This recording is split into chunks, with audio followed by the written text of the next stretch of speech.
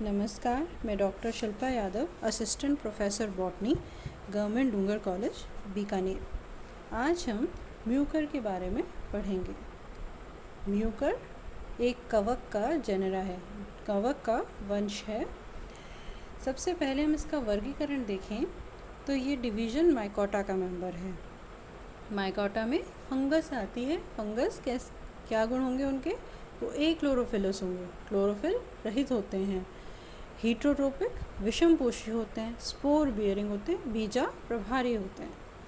इसका sub division है यूमाइकोटिना और क्लास है ज़ाइगोमाइसिटीज़।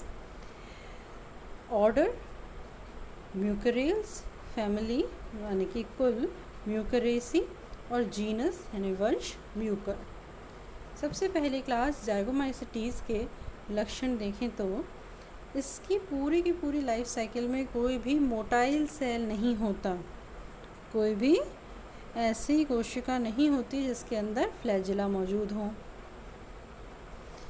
ये ब्रांच्ड होती है, शाखित। इसका जो हाइफी होता है वो कैसा होता है? ब्रांच्ड होता है, शाखित होता है, तंतु जैसा होगा, फिलामेंटस है और सीनोसिटिक संकोशिक अवस्था में होता है इसका माइसीलियम। संकोशिक का अर्थ क्या है? सीनोसिटिक का अर्थ क्या होता है? जब न्यूक्लियस बिना किसी पट के एक ही ट्यूब जैसी संरचना में मौजूद हो तब वो सीनोसिटिक अवस्था या संकोशिक अवस्था कहलाती है। सेक्सुअल रिप्रोडक्शन यहाँ पर गैमीटेंजियल कॉपुलेशन के द्वारा होता है, मतलब पूरा का पूरा गैमीटेंजिया फ्यूज़ हो जाता है। जाइगोट जो यहाँ पे बनता है वो बनता है जाइगोस्पोर। ठीक है, तो क्या है? लैंगिक जनक युग्मक धानीय संयुग्मन द्वारा होता है और जाइगोट को हम कहते हैं युग्माणु यानी कि जाइगोस्पोर। जाइगोस्पोर जब जर्मिनेट करता है तब वो एक जर्म स्पोरेंजियोफोर बनाता है। युग्माणु का अंकुरण एक जनन बीजाणुधानी धर निर्माण द्वारा होता है। यह अधिकांशतः सेप्रोफिटिक है, मोस्टली मृतोपजीवी हैं। आगे चलें तो ऑर्डर म्यूकरेल्स यानी गण म्यूकरेल्स में ये आता है। इस गण में 45 वंश व 250 जातियाँ होती हैं। यहाँ पर एसेक्सुअल रिप्रोडक्शन अलैंगिक जनन नॉन मोटाइल स्पोर्स के द्वारा होता है। पहले ही क्लियर कर लिया, ज़ाइगोमाइसिटीज़ क्लास के किसी भी मेंबर में कोई भी मोटाइल सेल नहीं होती, कहीं भी कशाभिका मौजूद नहीं होती।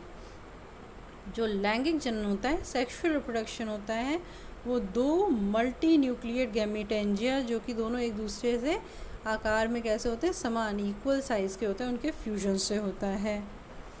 ठीक है, तो बहुकेंद्रीय युग्मक धानियाँ मौजूद होती हैं। फैमिली म्यूकरेसी या कहें कुल म्यूकरेसी क्या है? सेप्रोफिटिक है। उसके अलावा ये शमल ग्रागी भी हो सकते हैं, कैप्रोफिलस, मतलब कि डंग के ऊपर या किसी की एक्सक्रीटा के ऊपर सर्वाइव करने वाले होते हैं। यहाँ पर जो अलग लक्षण है वो ये है कि जो अचल बीजाणु बनते हैं, है ना, जो एप्लेनोस्पोर्स बनते हैं, उसके अंदर कॉल्यूमेला नाम की एक संरचना मौजूद होती है। स्पोरेंजिया या बीजाणुधानी में क्या मौजूद होता है? कॉल्यूमेला। ये इसका स्पेशल लक्षण है। अब बात करते हैं म्यूकर की। वंश जो हमें पढ़ना है, इस वंश का कॉमन नाम है पिन मोल्ड, पिन फफूंद या ब्रैड मोल्ड, ब्रैड फफूंद। ये सेप्रोफिटिक हैं। सेप्रोफिटिक मतलब मृतोपजीवी। ये ब्रेड, जैम, जेली, सिरप इन सबको ख़राब करते हैं, मतलब कहने का अर्थ कि इनके ऊपर ये सरवाइव करते हैं। तो जब फफूंद उसके ऊपर लगेगी तो उसमें सड़न उत्पन्न होगी।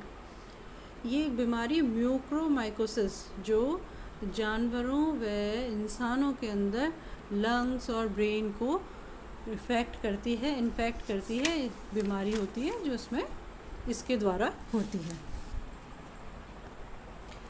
इसकी कायिक संरचना, वेजिटेटिव स्ट्रक्चर की बात करें तो ये हमें कैसे दिखाई देगी? सफ़ेद, ग्रे या ब्राउन कलर की कॉटन जैसी ग्रोथ हमारे को दिखाई देती है।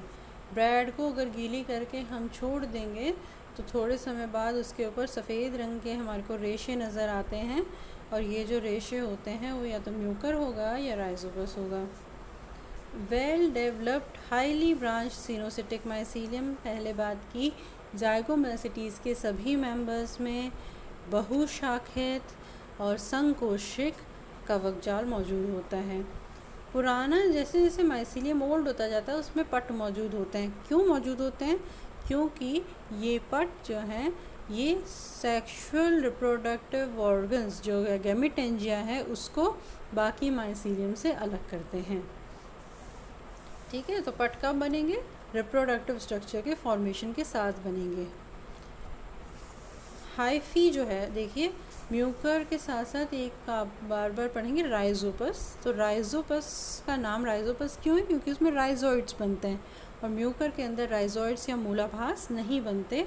जो प्रोस्ट्रेट हाइफी है, जो श्यान कवक तंतु है, वही एब्जॉर्प्शन या अवशोषण का कार्य करता है। राइजोइड्स म्यूकर में देखने को नहीं मिलते। यहाँ पर टोर्यूला कंडीशन देखने को मिलती है। ये क्या अवस्था है? जब एनएरोबिक कंडीशन होगी, ऐसी अवस्था होगी जहाँ पर ऑक्सीजन मौजूद नहीं हो। ऐसे में जो कवक तंतु होगा वह तंतु न बनाकर यीस्ट की तरह या सैक्रोमाइसिस की तरह छोटे छोटे सेल्स बना लेगा। लेकिन जैसे ही उसे ऑक्सीजन मिलेगी, जैसे ही एरोबिक कंडीशन आ जाएगी, जैसे ही व्यावीय अवस्था प्राप्त होगी, वैसे ही ये वापस तंतु में हो जाता है। तो एनएरोबिक अवस्था में या अव्यावीय अवस्था में तो यीस्ट जैसा दिखाई देना, व्यावीय अवस्था या एरोबिक स्टेट में या ऑक्सीजन की मौजूदगी में फिर तंतु में हो जाना, एक मीडियम के अंदर, नेचुरली नहीं, जब उसको मीडियम में हम ग्रो कर रहे हैं तब। तो इसको हम कहते हैं टोर्यूला अवस्था या टोर्यूला कंडीशन। अब बात करते हैं इसमें अलैंगिक जनन की। तो अलैंगिक जनन 3 तरीके से होता है। सबसे पहले फ्रेगमेंटेशन या खंडन। फ्रेगमेंटेशन या खंडन आप जानते हैं, जो कवक तंतु होगा उसके अंदर या हाइफी या माइसीलियम किसी भी कारण से मैकेनिकल इंजरी के द्वारा या जो भी टूट के टुकड़े हो जाएं, और प्रत्येक जो टुकड़ा है पर प्रत्येक जो पीस फॉर्म हो, प्रत्येक जो फ्रेगमेंट बनेगा, वो एवरी फ्रेगमेंट क्या करेगा? एक पूरे नए माइसीलियम को जन्म देगा। तो उसे कहते हैं फ्रेगमेंटेशन के द्वारा। दूसरा है क्लेमाइडोस्पोर्स के द्वारा। क्लेमाइडोस्पोर्स अनफेवरेबल कंडीशन में बनते हैं। अनफेवरेबल कंडीशन मतलब भोजन कम मौजूद हो या फिर ऐसी अवस्था हो जिसके अंदर हीट ज़्यादा है, जहाँ पर हाइफी अब सर्वाइव करने में असक्षम हो जाती है। उस अवस्था में वो हाइफी क्या करेगी? अपने आप में पट बनाएगी और खूब सारा भोजन स्टोर करके, और प्रत्येक पट के बाहर बहुत मोटी भित्ति बना लेगी, बहुत थिक वॉल बनाएगी। और ऐसे थिक वॉल राउंडेड स्ट्रक्चर्स क्या कहलाते हैं? क्लेमाइडोस्पोर्स कहलाते हैं। जैसे ही फेवरेबल कंडीशन आएगी, क्लेमाइडोस्पोर्स जर्मिनेट कर जाएंगे और वापस नई हाइफी को जन्म देंगे। नई हाइफी बॉर्न हो जाएगी, डेवलप होएगी। तीसरे जो तरीका है वो है कोनिडिया द्वारा, जिसके अंदर स्पोरेंजिया बनेंगे और स्पोरेंजिया में कॉल्यूमेला मौजूद होगा। इसके बारे में हम विस्तार से अपने नेक्स्ट लेक्चर में पढ़ेंगे।